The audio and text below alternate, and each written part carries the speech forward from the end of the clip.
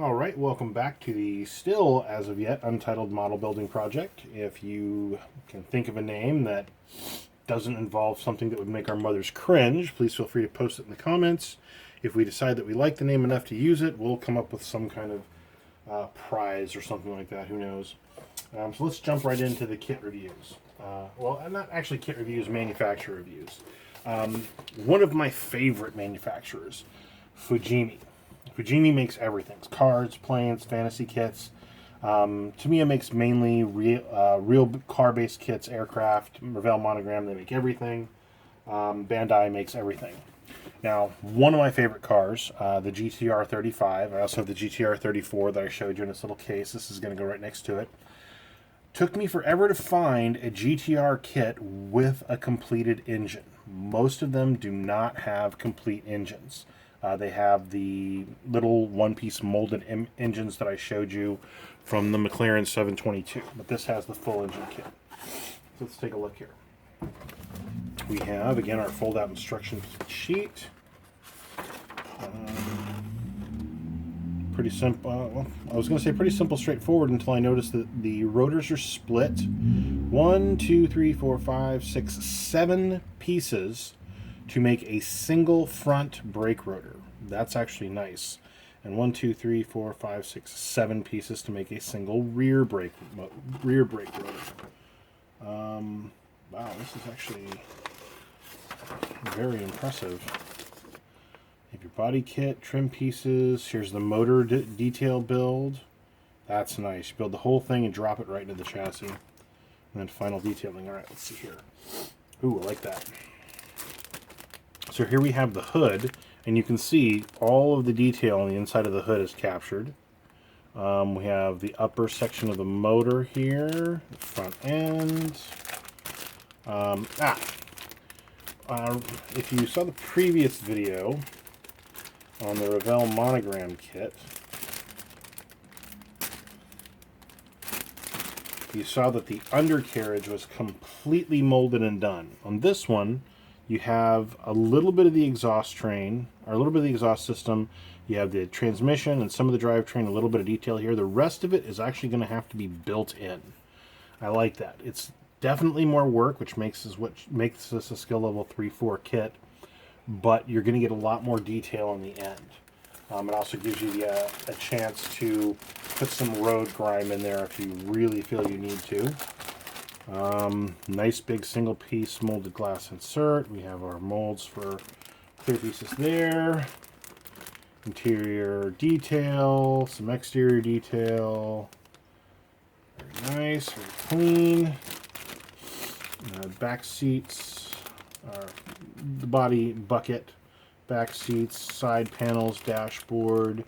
Looks like ooh, that's nice. Looks like there's an insert for the black part for the front end. That's nice. That'll help with masking. More engine parts, and it looks like the engine was actually added to this after the kit was complete. That's kind of nice. Front damper, rear damper, disc brakes, suspension. Lovely. We have our masks. I love kits with masks on them. It makes life so much easier. And this has either the Nissan or build your own license plate kit. Look at that. You can put your own letters or numbers in the license plate. And looks like the decals are not that good. A really good quality decal, the print will run right up to the edge of the decal. It will not go over. If the decal goes over the edge, you're going to have problems getting it fit. I actually have some decals from another one of these kits that I may sub in. And here's the body. And like the McLaren 722 Mercedes, you're going to have to build, I'm going to say you have to build about 20 to 30% of this. You're going to have to build the front end, get some trim pieces here, the rear end, but this is paper thin. I mean, it is super light. And the relief lines and the panel lines are very crisp. This is going to look really nice when it's done. Can't wait to build this one. Alright, let's get this back in here. Come on. Do it for Daddy. There we go. Alright, we have our clear molded parts. We have our wheels. 7-spoke wheels. And nice. There's really a lot of detail on the treads of those. Then we have our chrome parts, chrome exhaust tips, and we have some metal parts in there. So yeah, Fujimi, very clean kit, good part count, no flashing on any of these higher end models. You only get flashing on kits that have been around a while. They're just kind of worn out. The molds are kind of worn out. What do I mean by a mold? Well, these things are made in a big metal mold that is compressed together, heated, and they just inject hot plastic into it. The more they do that, the more wear the mold gets, the older the mold gets. And that is our Nissan GT-R 35 Fujimi kit. Fujimi kit's very clean. I've built a couple of these on commission, not this specific one, but Nissan car models from Fujimi for people on a commission build saying, here, build me this car, and I really like them. They fit together very well made kits. Can't say enough good things about them. All right. So let's take a look at some odd manufacturers. This is Wave. Wave makes everything. They make these little military kits for Maschinenkrieger. They make robot and military kits. They make dolls. The Japanese dolls that you can dress up and do weird shit with. Pardon me, censors, don't jump on me. This is part of Maschinenkrieger. This is called a Cause kit. We have nice water slide decals here. And this is also a no glue needed kit. Everything will press together quite nicely. These are based on kits that came out in the 80s. There's a lot of rubberized covers. There's a lot of polyvinyl caps. And there's not a lot to it. There's 11 steps and you're done. And then here's an exploded quick assembly guide. Looks like we've got some vinyl cords, some coil springs, and a couple of different sizes. Here's our pilot and some poly caps. Sleeves. What these are for the joints. They basically make them look like old school robot joints. We have some coated wire and some rubber. These are coil springs. Very nice kit. Okay, this right here. See this? That's flash. That's what flashing is. It's actually kind of odd to see on a Wave kit. Wave kits are usually very well molded, but yeah, that is what flashing looks like. And on some kits you'll get huge chunks of it. More parts, very clean, very light. Yeah, I haven't looked at this in a while, but yeah, there's not a lot to this kit. This kit is, the skill level of this kit is directly proportional on how much work you want to put into it. Honestly, I would put this at a high skill level 1 kit. This is a kit that you can take and build with a pair of toenail clippers. You can do the whole full Monty on it. It has a partially detailed cockpit, but it's all molded in tan, so you're going to have to paint it. One of the things that I like about these, let's just take a look on the back here. Yeah, we've got a multi-choice painting guide. The kit's disproportionately expensive because it's a specialty kit, but if you like odd, goofy mecha, K-A-U-Z, you can actually find stuff from Maschinenkrieger on Amazon, I was surprised to find out. The aircraft in the first video, the Falk, the anti-gravity Raider, you can find those on Amazon for I think about $60 or $70. They're great kits. They're very striking. They're very cool. But that is a Wave kit, and that's pretty typical of Wave kits. So let's take a look at another manufacturer. Let's take a look at Mobius Models.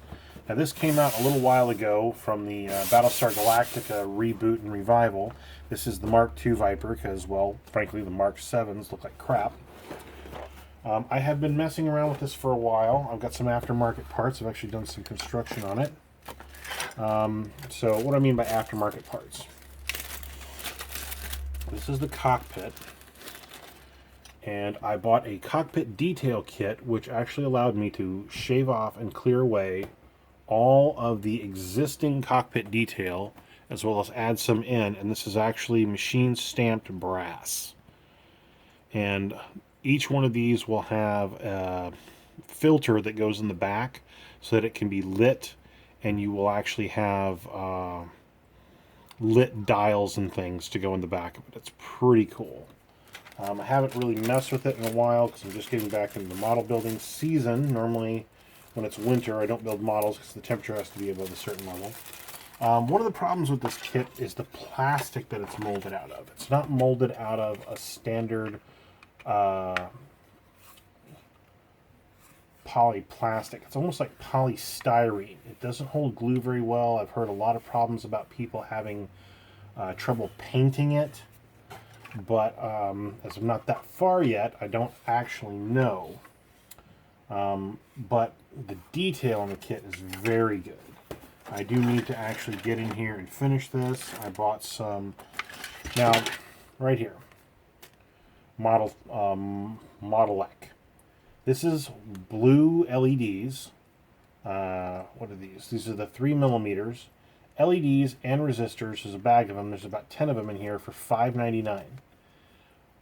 The reason why they have all these resistors in here is in order to get these to be a specific brightness, you have to put a specific resistor in line to get that brightness. And there's a chart here. If I want it very bright or medium bright, and it also depends on your voltage. So you can have a 5 volt, a 9 volt, a 12 volt, and it just goes on and on and on and on. You can work all that out, or check out our review on the Just Plug stuff. It's great. But, oh yeah, here's the, this is an aftermarket parts kit that I got from, where did I get this from? I don't even remember who I got this from. I think it was RMS. No, PGM's. PGM. Here we go. Yeah, PGM's Paragraphics Modeling Systems 2010. This is that stamped brass. These are engines, more cockpit parts, detail parts for the side. Here's the little inserts for the cockpit. Really kind of nice. Not a lot to this kit. It has decals. You're not going to want to use them. You're going to want to paint. But this is pretty typical of... actually, they're not really. There isn't really a typical Mobius kit. They're all unique. They all have some kind of quirk. But they do a good job. It's not like an AMT Ertl kit. It's going to be very well molded. It's going to fit together. It may be, the plastic may be somewhat exotic, but you can put together a good model kit out of it. Alright, so that leaves us, I think that leaves us Hasegawa and Academy. So let's take a look at a Hasegawa kit. Right here we have the F14 BD Tomcat Low Visibility Limited Edition Hasegawa Hobby Kit. One of my all-time favorite planes. If you're a Robotech fan, you immediately recognize the F14 Tomcat. If you are a child of the 80s or 90s, you immediately recognize the F14 Tomcat. Now, this admittedly is a much higher-end Hasegawa kit. They make everything from level 1 and 2 egg planes to just everything. And they make a huge variety. Fantasy kits, real kits, doesn't matter. Hasegawa makes it. Let's take a look at this. So this is definitely a level 4 or 5 kit. And you have an actual book. It's not an accordion style, it's an actual book. Now, one of the things about Hasegawa is there's not a lot of technical specificity in their instruction drawings. Don't let that fool you. These kits are incredibly detailed, and they will provide you all the information that you need. Now, because this is the BD kit, we have our water slides. Yeah, here we go. You have the cockpit instructions that come with the kit. And then, because this is the limited edition, this has the updated cockpit with the much better seats in it, much more detailed, and it actually includes an entire insert on replacing these steps. Replace step 1 through 5, replace step 10, 11, 14, 29 to update the kit to make the difference between the D and the B version. And then you have your decals and your addendums. Now, these are the decals. These are water slide decals for the F14. Believe it or not, this is not a lot of decals. When I show you one of the kits that has a lot of decals, you'll be, holy crap, that's a lot of decals. But let's pop that back in there. So we have our instruction booklet here. This is something to be noticed of. In the nose cone of most model airplanes, it says ballast is not included. You want to put some kind of weight in there. I usually use clay, or depending on how much weight I need, I've even been known to glue some pennies in there. But you have the whole kit detail, everything done out, final assembly. I love this kit because it has fully, you can do the full flaps on the wings. I have an FA-18 Hornet kit that I can also do the same thing with. My friend gives me endless grief because this is the plane that the FA-18 Hornet attempted to replace. And I'm saying attempted to replace, so in case he sees this video, he doesn't come and set my house on fire. Let's take a look at the parts here. Now that's the lower body. That's the upper body. This is not a small kit. That is my hand. That is basically the backbone of the kit. This thing's gonna be large. It's not a toy. Unless you have somebody who has room, this is not the kit to give somebody as a gift. I noticed years ago that cockpit canopies, and specifically cockpit canopies, tend to pick up scratches. So I cover them in toilet paper to prevent that from happening. Now, there is just a lot of parts in this kit. There's only 2 parts bags, but there are probably about 15 screws in here, and I mean just parts everywhere. And again, here's the wing. That's my hand. It's a decent sized kit. There's probably 500 parts here. Probably easily 500 parts here. And that's just the parts in the screw bags. We have some additional parts in this box here. And what this will be is the fun stuff and the extra stuff. What do I mean by that? Okay, so the extra stuff. We have some new style pylons that were not probably initially available. We have rubberized wheels, and those are very bright, so those will have to be scuffed. We have metal. We have metal wheel rims. Wow, these are cast, and these are really super detailed. This is going to look really nice. And one of my all-time favorite things to add to any kit, die cut parts. So these are the cockpit latches. So when you build the cockpit, your canopy, these will actually get glued inside the cockpit canopy, and they're the actual latches that hold the canopy in place. These teeny tiny little things right here are the mirrors that the pilot and the reel look in while flying, and you will have to bend those and put those in the canopy. And these look like they're parts of the landing gear strut system, but that's what I mean by the fun stuff. Die cut parts, rubberized parts, things like that are big in the aftermarket. To me, is huge with that. They'll make a kit, and then they'll make what's called a detail up parts kit that adds a bunch of things that were either left out of the kit, like metal brake rotors. A couple of the kits in my case have metal disc brake rotors. So when you look in the wheel, you're not looking at painted plastic, you're actually looking at sheet cut steel. It really adds a pop to the kit. So as you can see, that Hasegawa kit was very cleanly molded, very well done. Definitely worth the money. I believe I paid about $70 for that kit. Which brings us to Academy. I have never built an Academy kit before. I have seen several. I have heard very good things about it. This is something to actually look for. Let me see that right there, the picture.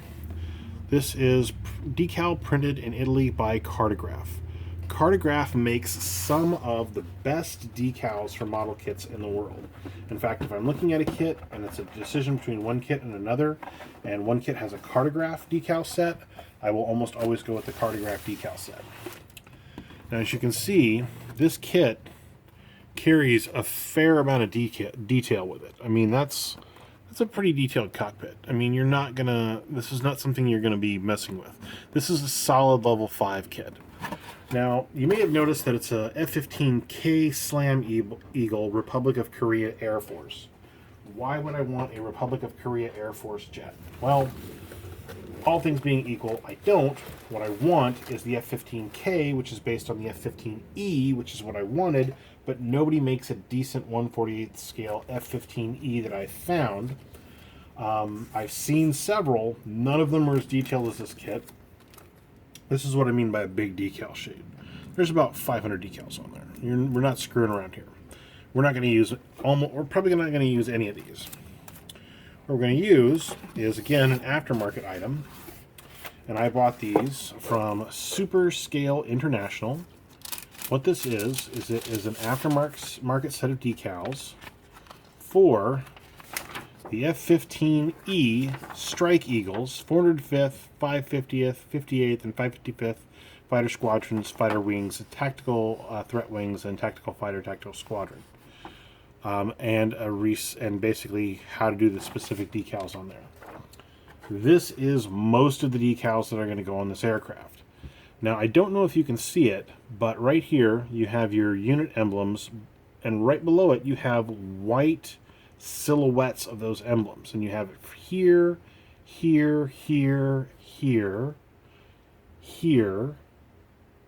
You have a lot of them, and what that means is basically if I put this on a gray overlay, or if I overlay this over the gray that the kit's going to be, it's going to be gray itself.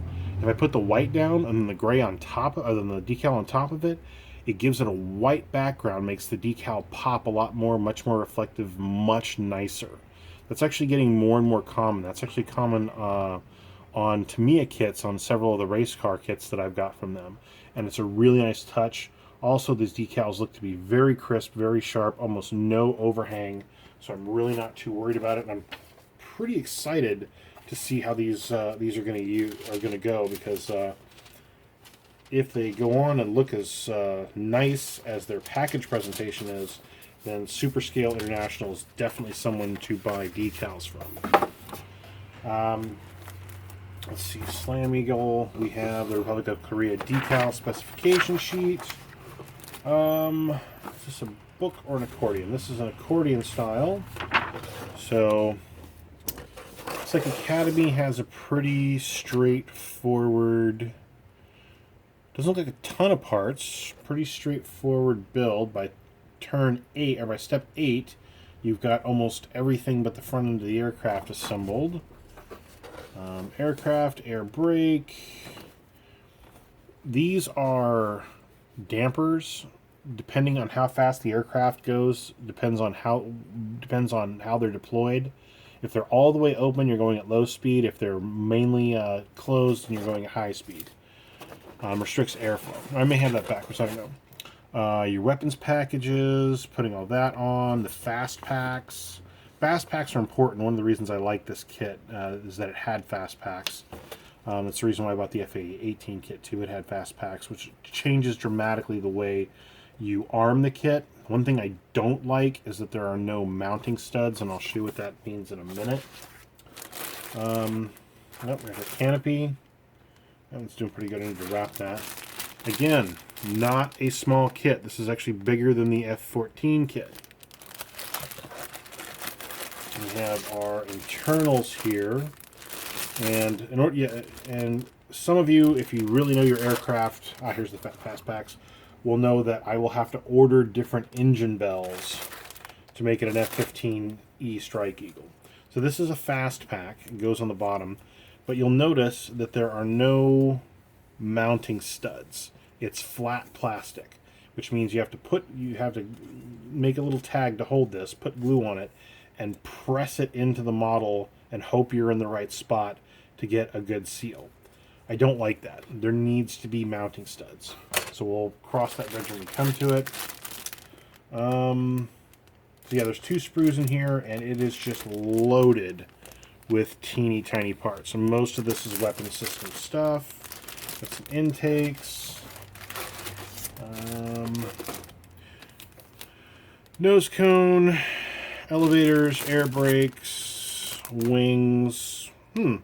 There's 2 sets of intakes in this kit. That'll be interesting. Maybe it's got a little more flexibility to it. But yeah, the reason why I bought the Republic of Korea kit is I actually want to make a very nice F-15E, which basically will mean additions and subtractions of a minor type to the parts that I put on or don't put on. I'm going to have to actually buy aftermarket engine bells again, of course. But that is an Academy kit. No flash whatsoever. There's just a huge amount of detail on this. And I don't know how well you can see this, but if you look on these panels here, not only are the panels cut out, but you can actually see the screws that hold the panels on. You don't get that kind of detail.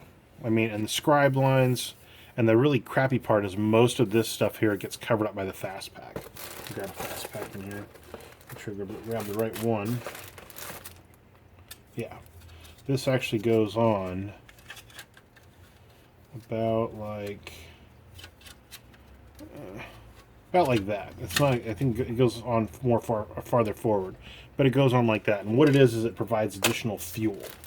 That's pretty much all it is. It's a form-fitted additional fuel tank, and it gives basically these things burn so much damn fuel moving around that it basically provides it enough fuel to take off without burning into its regular fuel reserves, which is huge as far as range and refueling. Because other than combat, the most dangerous thing that you can do in an aircraft is an aerial refueling. But yeah, Academy kit. Very impressed. Very cleanly molded, very cleanly detailed. Spectacular parts count. Cannot wait to dig into this and get building on that. And that, again, is a very solid level 5 kit. I'm going to pop this back open for a second. As knucklehead that I am, I forgot to put the instructions back in.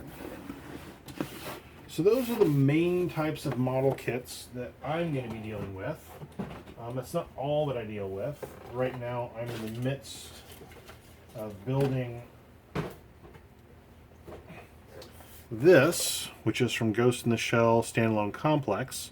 The thing's freaking huge. I'll show you a picture of it when I'm done. Or actually, I'll do a quick video show of you. And I'm doing this as a commission for a friend, but in truth, I'm actually building it because I want to play him. This is from the Robotech tabletop strategy game. This is a Zentradi Officer's Battle Pod. Assembled. We have a headless Battloid. We have a recovery pod. We have this really nice Destroid here.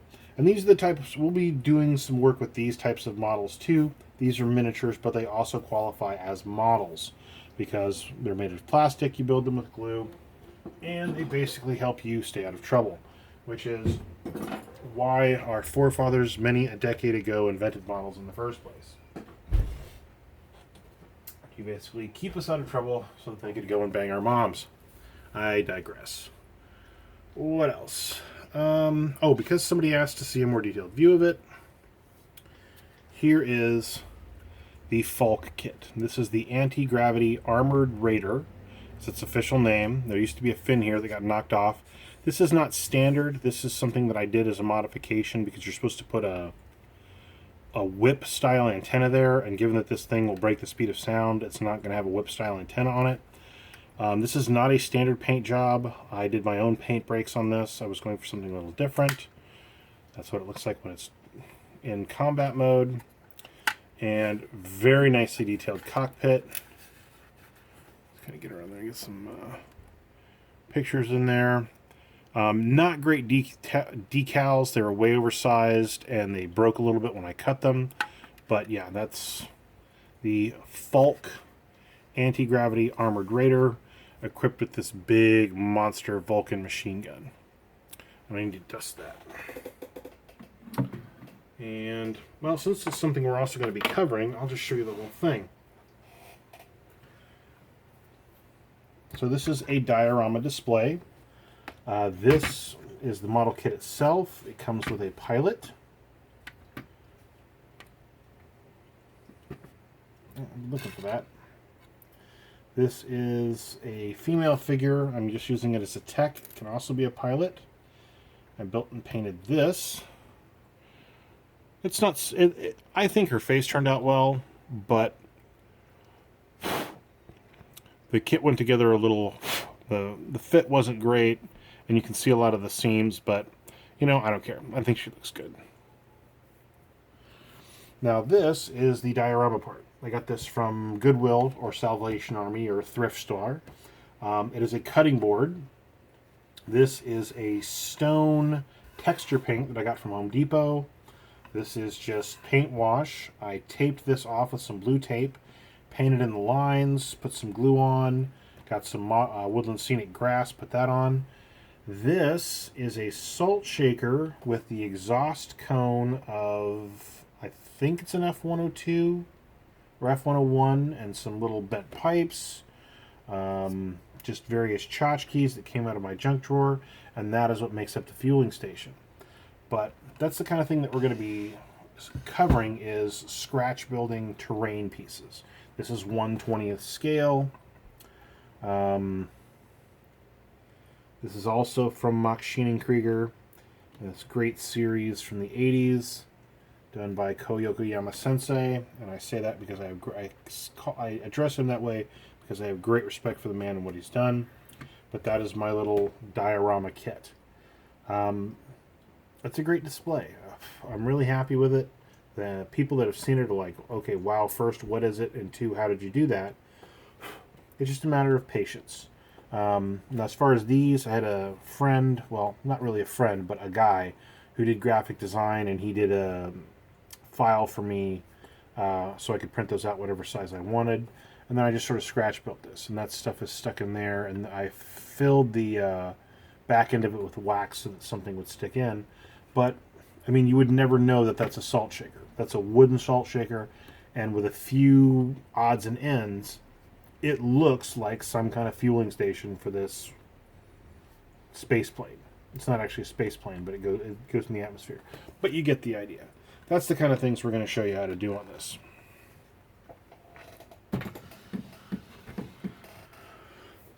So that is it for our kit manufacture and review, going over the different types of kits, letting you basically look at what's in the box without having to buy it. If there's specific questions you have, something you want to look at in more detail, please comment down below, and we will address those questions. We're going to be very proactive about addressing questions, making sure that you understand the things that you need to understand, that you get to see the things you want to see. But yeah, that's kind of why we're doing this. So again, I'll show you that later. Again, thank you very much for tuning in. I appreciate you guys spending some time with us. That concludes this two-part, and we will see you next time.